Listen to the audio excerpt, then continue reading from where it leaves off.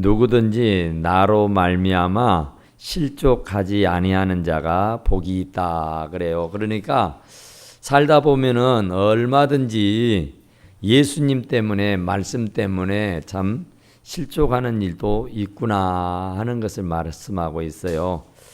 그러니까 이 말씀이 왜 이렇게 나오게 됐느냐 하면은 예수님이 이제 성령으로 잉태돼 가지고 마리아의 몸에서 태어났잖아요. 그런데 그보다 더 전에 6개월 전에 엘리사벳이라고는 여인에게 아이가 잉태가 되는데 그 아이가 하나님의 은혜로 태어나게 됩니다. 그러니까 그 엘리사벳하고 사가랴라는 사람도 나이가 참 많아서 아기를 낳을 수 있는 그런 처지가 아니었는데 하나님의 은혜가 입혀졌다. 그죠? 가브리엘 천사가 나타나서 아들을 낳을 것이다 그랬어요. 그러면서 그 이름을 요한이라고 해라 그랬다고요. 그렇게 해서 태어난 사람이 세례 요한이고, 그리고 나서 이제 다시 또 가브리엘 천사가 마리아여 무수하지 말라 하시면서 네가 아들을 낳을 것인데 그 아들의 이름을 예수라 해라 그러면서 태어난 사람이 예수 그리스도입니다. 그러니까 예수님보다 6개월 전에 태어났던 이 요한이라는 사람은 약대 털옷을 입고 석청을 음식으로 하고 메뚜기를 먹고 막 이러면서 야인 생활을 했어요. 그러니까 정말 동네방네 다 쓸고 다니면서 회개하라 천국이 가까웠느니라 하면서 복음을 전하고 다녔단 말입니다. 그러니까 사람들이 당신이 메시아냐고 물어요. 당신이 그리스도냐고 물어요. 나 아니다. 나는 그냥 주님의 오시는 길을 평탄케 하는 사람이다. 나는 메시아가 아니고 메시아가 오시는 길을 닦는 사람이다. 그러면서 나는 아니라고 말합니다. 그러니까 이 요한이 와서 하는 일들이 범상치 않으니까 사람들이 막 요한의 제자가 되겠다고 앞서거니 뒤서거니 하면서 막 달라오는 거예요. 그러면서 예수님이 세례 요한이 요단강에서 또 세례도 베푸르잖아요. 그런데 예수님마저도 그에게 나아가서 세례를 받으신 겁니다. 그러니까 하늘이 열리고 소리가 나서 이르되 이는 내 사랑하는 아들이요 내 기뻐하는 자라 그런 말을 했어요. 그러니까 예수님에게 세례를 베풀 때에 바로 그 하늘에서 소리가 들리기를 이는 내 사랑하는 아들이요 내 기뻐하는 자다 그랬다고요. 그런데 그 말을 이 요한이가 영역이 똑똑하게 들었습니다. 그리고 이제 이 세례 요한은 하여간 예수님의 그 신발도 풀고 묶고 할 수 있는 사람이 아니라 그러면서 그냥 예수님의 오시는 길을 평탄케 하는 마당을 쓰는 그런 사람으로 자기는 얘기를 하고 당신은 예수님의 신발조차 끈조차 풀고 잠글 수 있는 그런 사람이 아니라 그러면서 얘기를 하고 다닙니다. 그러면서 내 뒤에 오시는 이는 바로 메시아고 그리스도다고 하는 것을 늘 말씀해요. 나는 물로 세례를 주거냐 내 뒤에 오시는 그리스도는 물과 성령으로 세례를 주신다고 하죠. 불과 성령으로. 그러면서 이 요한은 철저하게 자기의 모습은 완전하게 감춰버리고 그냥 예수님만 막 드러내고 살았어요. 그랬는데 이 요한이 세례 요한이라는 사람이 불의를 보면 또 참지를 못해요. 헤롯 안티파스라고 하는 사람이 그 나라를 다스리고 있었는데 그 헤롯 왕이가 아주 부도덕한 일을 행하는 겁니다.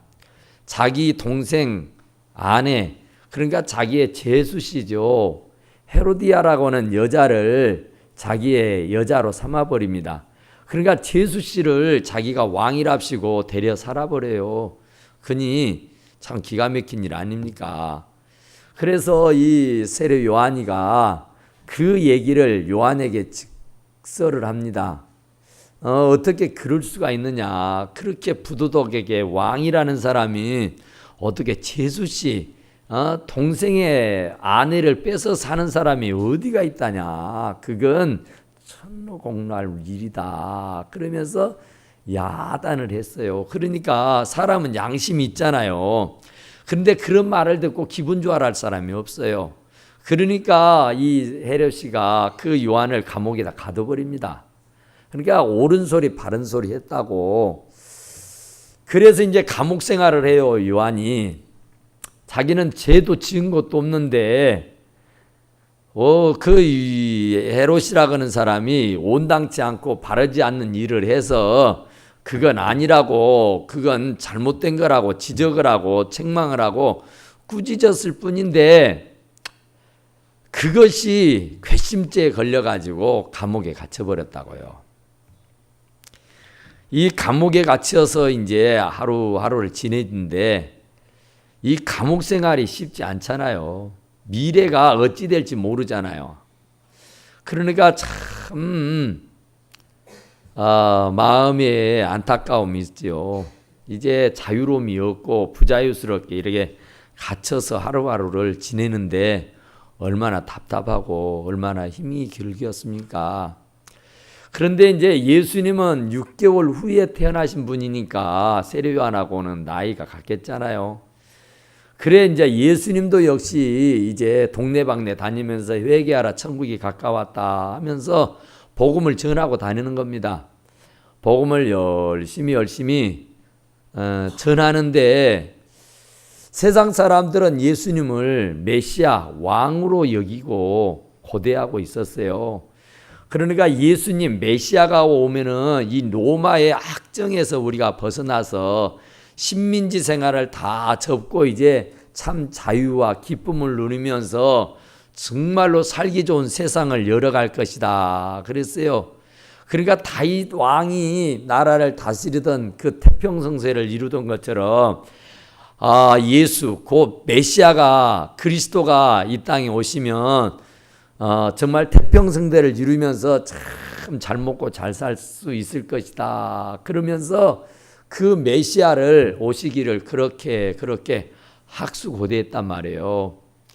그런데 그 메시아가 왔어요. 왔는데 그 하시는 일을 보니까 로마에 대해서 항거하기를, 로마에 대해서 뭐 들고 일어나기를 폭동이며 데모며 하는 것들을 조장을 하고 그것들을 이렇게 방조하고 막 어떻게 지시를 하고 뭐 어쩌고 해야 이 나라가 뒤집어질 것 같은데 예수님이 오셔서 하는 말은 전혀 그런 로마에 대해서는 갖다붙다 말씀을 안 하는 거예요.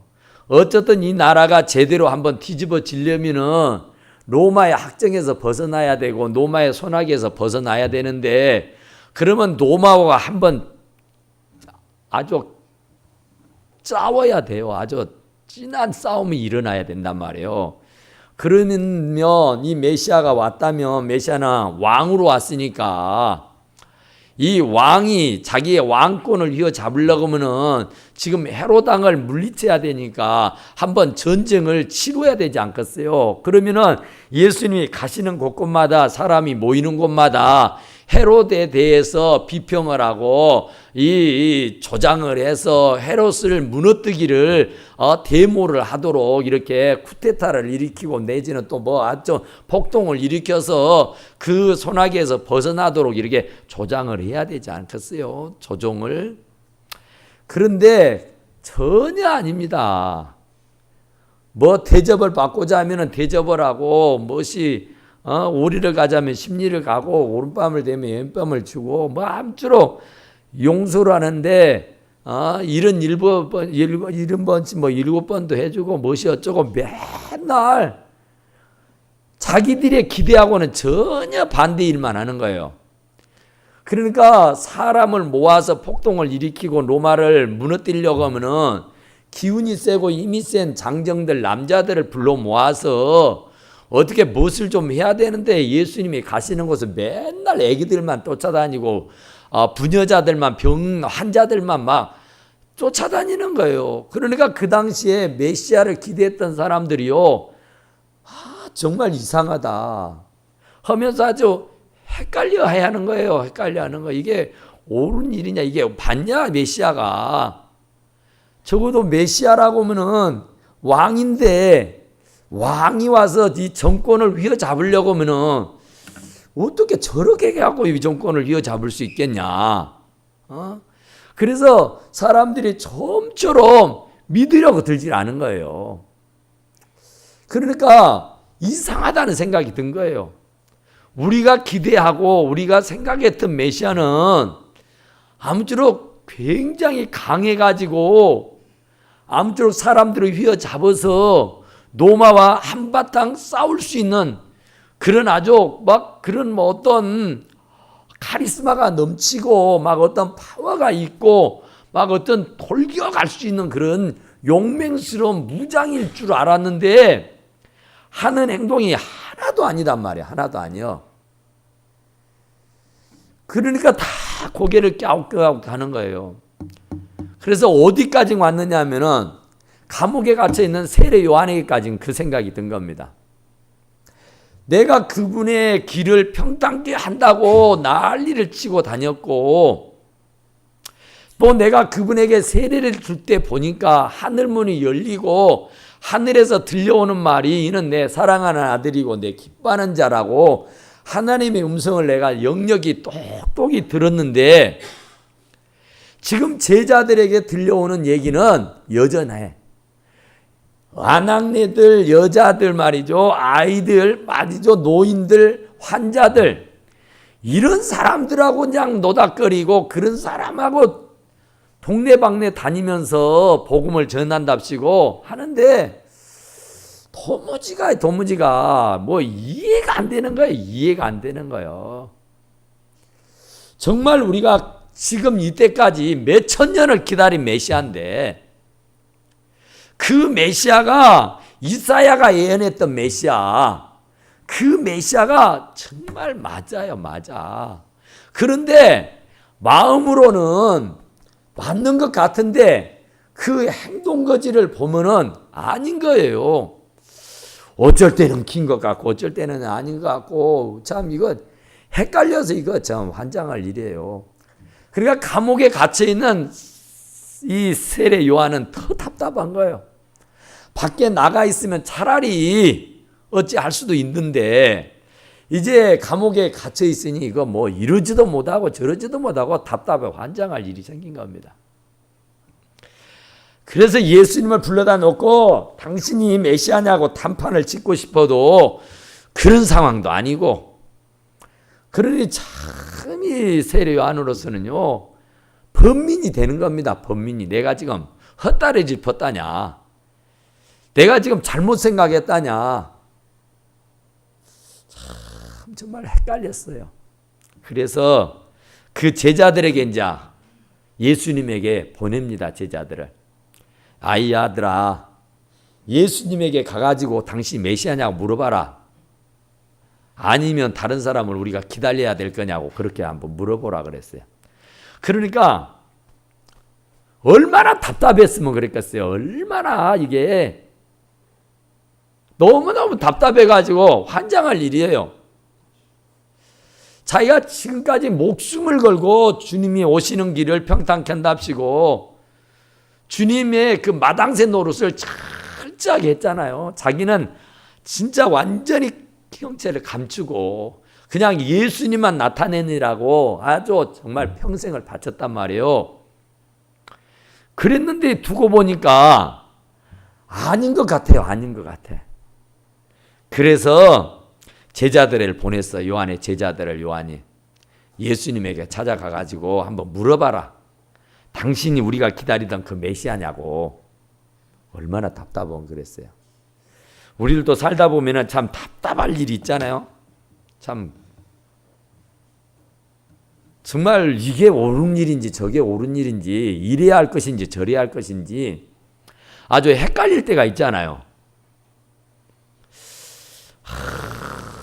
이게 아닌데 할 때가 있잖아요. 아니 왜 이럴까? 와, 참 난 도대체가 이해를 못 하겠다. 이럴 때 있죠. 아무쪼록 내 속이 뻥언이 뚫려야 되는데 답답해 죽겠어. 시원하질 않아. 뭐가 막혀가지고 있어. 도대체 저분이 메시아냐 이 말이요. 아니 메시아인 줄로 내가 믿었고 알았는데 하는 것을 보니까 아니요. 그러니까 우리도 어떤 일을 당하게 되면은 하나님이 살아계시다냐 죽었다냐, 하나님이 나하고 함께 한다 했는데 진짜 나하고 함께 한 것이 맞아? 진짜 하나님이 나를 버린 것은 아니요? 하나님이 죽어서 살았어?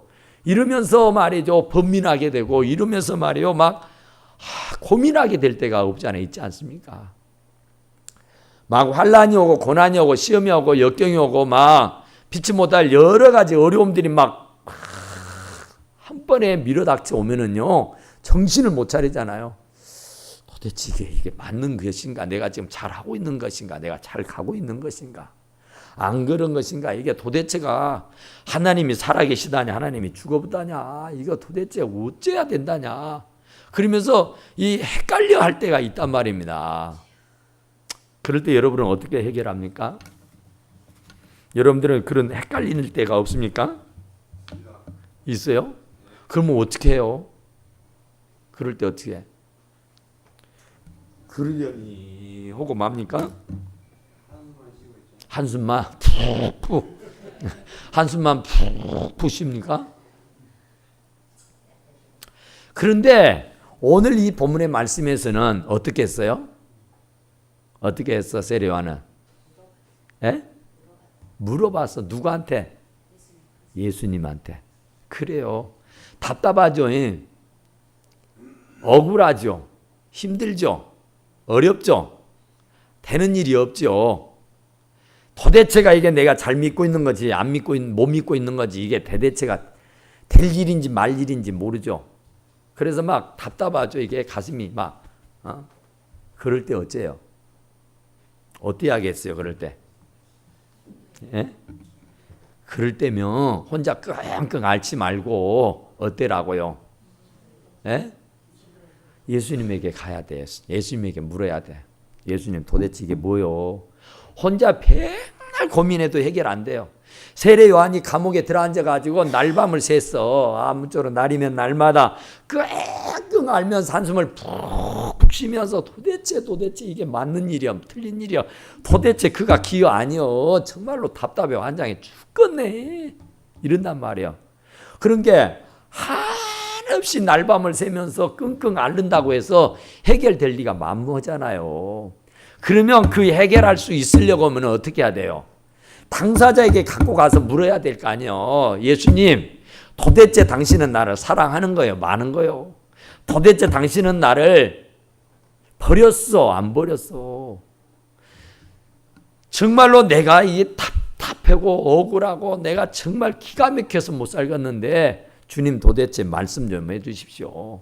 도대체 어떻게 되는 겁니까? 하고 그 고민을 그 걱정을 그 염려하는 바들을 혼자 끙끙 할 게 아니라 하늘 앞에 나와서 주님 앞에 나와서 정말로 솔직담백하게 허심탄회하게 하나도 숨김없이 그냥 다 토설하실 수 있기를 간절히 축원합니다. 금방 내가 우리 장로님하고 옆집에 갔는데 어저께 저한테 이제 교회 일 마치고 토요일은 제가 빨리 집을 들어가요. 근데 어제는 좀 일찍 들어갔어요. 5시 넘어서 것 같은데 그래 한 6시경이나 전화가 왔더라고요. 그래서 보일러가 고장났다고. 그런데 보일러를 날 보고 내가 그 사람을 붙여갖고 고쳤다고 그 사람한테 연락해 주라는 거예요. 나는 그런 적이 없거든요. 나는 가서 돈만 겨뤄줬는데 나가 불렀으니까 안 그랬다고. 그러니까 우리 교인들 중에 누가 그런 사람 있는가 한번 알아보라게. 그래서 또 우리 집사님한테 전화를 했어. 그래가지고 그랬냐? 안 했다 그래. 그래 내가 전화해갖고 안 그랬다고요. 아마 아주머니가 한 것 같아요. 알아보시오. 그렇게 알았다고 그러더라고요. 그랬는데 또 오늘 얘기 들어보니까 그것이 기분이 나빴다는 거예요. 자기는 안 했는데 자기 보고 했다 건다고. 그래서 야, 내가 생각해도 내가 한 것 같지는 않은데 나는 가서 돈 9만 원만 딱 게리고 왔단 말이요. 그랬는데 그래, 그래서 오늘 얘기 들어보니까 어저께 나한테 기분 나빴다는 거예요. 그래서 내가 지금 기도를 하는 거야. 하나님, 정말로 결론은 뭘로 놓는지 압니까? 결론은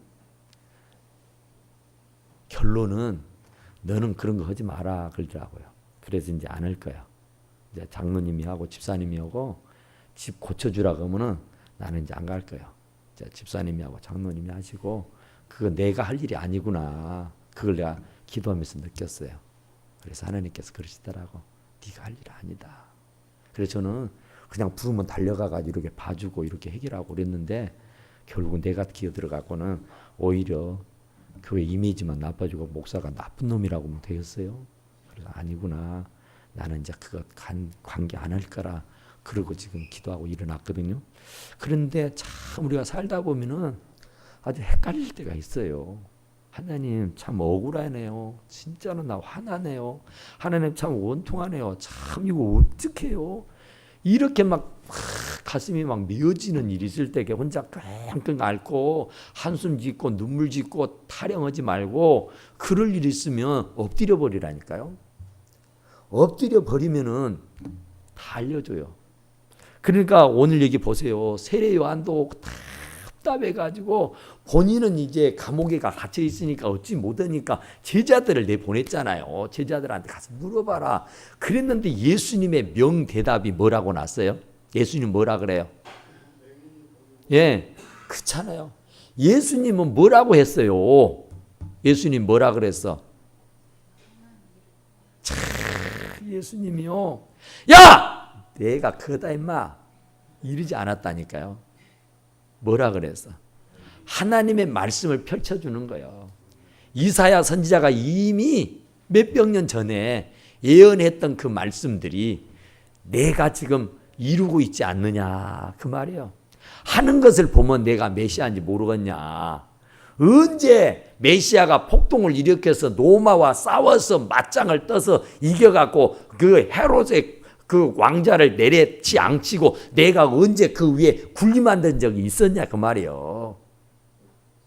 이해를 못했어. 이해를 못해. 생각을 못했어. 알지를 못했어. 잘못한 거예요. 그러니까 자기 사고가 잘못된 거예요. 자기 관념이 잘못된 거예요. 자기 지식이 잘못된 거예요. 예수님에 대한 올바른 지식이 없는 거예요. 세례 요한이라는 사람도 예수님에 대한 올바른 지식이 없었어. 그러니까 열심히 주님의 일을 한다고 예수님의 마당새가 돼가지고 앞길을 열어주는 사람이라고 난리를 치고 다녔지만은 예수님을 제대로 모르는 거였다니까요. 그러면서 자기가 예수님의 제자고 예수님의 종이고 뭐 예수님의 길을 평탄케 하러 온 사람이라고 소리 지르고 다녔어요. 그랬는데 예수님에게 물었더니 내가 그다 이렇게 하면 끝난 거 아니에요. 당신이 우리가 기다리던 메시아입니까? 아니면 다른 사람을 기다려야 할까요? 그러면 다른 말 없어요. 내가 긴데 뭘 기다려? 나야 한마디만 하면 끝나요. 그런데 예수님은 나야 한마디를 하지 않아하고 몇 마디를 해서 수없는 말을 해버려요. 그것도 자기의 말을 한 게 아니라 이전에 예언자들이 선포해냈던 예언의 말씀을 펼쳐주는 거예요. 그러니까 내가 내 입으로 나라고 얘기하면은 신뢰하겠냐 말이야. 내가 나 자신이 이렇다 저렇다 이 얘기하면은 그건 핑계거리가 되고 그것은 변명거리밖에 안 되는 거예요. 그러니까 확신이 없는 거예요. 나가 나다 그래 봤댔자. 그런데 하나님의 말씀에 너희가 가서 듣고 보는 것을 요한에게 말해라. 그러면서 맹인이 보고 못 걷는 자가 걷고 나병한 자 깨끗함을 받고 듣지 못한 자가 듣고 죽은 자가 살아나고 가난한 자에게 복음이 전파된다고 해라. 그래요. 그러니까 이 말을 참 정말 메시아입니까? 그래. 그러면 끝나는 말을 지금 옛날에 꽃날에 했던 선지자의 말씀을 끄집어내 가지고 되어지는 일들을 적나라하게 들려주는 거예요. 그러니까 사실인지 그분이 오시면은 맹인이 보고 걷는 사람, 못 걷는 사람이 걷고, 나병한 자가 깨끗하게 되고, 듣지 못하는 자가 듣고, 죽은 자가 살아나고, 가난한 자에게 복음이 전파된다. 이것은 메시아가 오셔서 할 일을 적어 놓은 거예요. 그러니까 내 입으로 내가 그런 사람이라고 말하면은 신빙성이 없어. 믿어주는 이가 없어. 그러니까 지금 의심하고 있는 세례요한이며 이 제자들에게는 당신의 입으로 당신의 말을 하기보다는 이미 몇백 년 전에 오셔서 선지자를 통해서 예언했던 말씀들이 지금 이루어지고 있다고 말해라. 그러면 내가 그라고 말하지 않아도 십중팔군 그분이 그러시구나 하고 알게 되는 줄로 믿습니다. 그러니까 가난한 자에게 복음이 전파된다고 해라. 예수님이 하시는 말씀에는요, 일단 사람으로서는 상상할 수 없고 사람으로서는 생각할 수 없는 말을 해요. 다 이렇게 해놓고는 가난한 자에게 복음이 전파된다고 해라. 그러니까 이 사실에 대해서 심령이 가난한 자가 복이 있는 거예요. 마음이 비어있는 자가 복이 있는 거예요. 마음이 청결한 자가. 그러니까 심령이 가난해야 하나님의 말씀이 들려지는 거예요. 이 심령이 기름으로 온갖 세상 것으로 악하고 더러운 오물 찌꺼기로 가득 채워져 있으면 하나님의 말씀이 아무리 들려져도 들리질 않아요. 곧 원수 마귀가 내 안에 들어와서 집을 지어버리면은 아이고 헛놈의 소리 또 하고 있네. 자그만치 좀 하시오. 또 누구 들으라고 한다죠. 또 이러고 있단 말입니다. 그러니까 하나님께서 하시는 말씀이기 때문에 그 하나님의 말씀을 내가 곧이곧대로 아멘 하고 들을 수 있는 귀는 심령이 가난한 사람, 이 사람이 바로 복 있는 사람인 줄로 믿습니다. 그 하나님의 말씀을 하나님 말씀답게 들려지는 사람, 그 사람이 복 있는 사람이랄게요. 세상 잡다한 얘기를 많이 들어서 복 있는 것이 아니라 하나님의 말씀이 내기에 들려서, 하나님의 말씀은 살았고 운동력이 있어 자외 날선 어떤 것보다 더 예리하니까 우리의 혼도 관절도 골수도 찔러 쪼개기까지도 유익하니까 양날의 검이요 양날의 감. 그러니까 그 말씀의 검이 내 안에 들어오면은 역사가 일어나는 줄로 믿습니다.